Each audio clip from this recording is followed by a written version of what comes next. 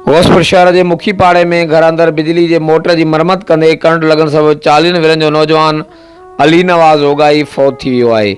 मिल ॼाण मूजिब ॻोठ रईस मोहम्मद हयात ओगाई जो रवासी नौजवान अली नवाज़ ओगाई जेको शहर में बुर्जगिरी वारो कमु कंदो हो, शहर के मुखी मोहल्ले में एक जाइ जो मोटर ठाहे रहियो हो त ओचितो मोटर में करंट लगन सबबि संदसि हालत ख़राब थी पई।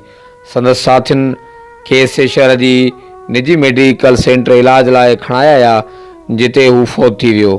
वाक़े बाद संदसि घर भाती अस्पताल पहुता ऐं हंजू हारींदा रहा। बाद में संदसि लाश अस्पताल में पोस्टमार्टम कराइण बाद फौती जो लाश घर पहुचण ते मौत कोराम अची वियो, जॾहिं त इलाइक़े में सोग छाइंजी वियो। हर वक़्तु आगाह रहण लाइ ॾिसंदा रहो JTN वेब न्यूज़।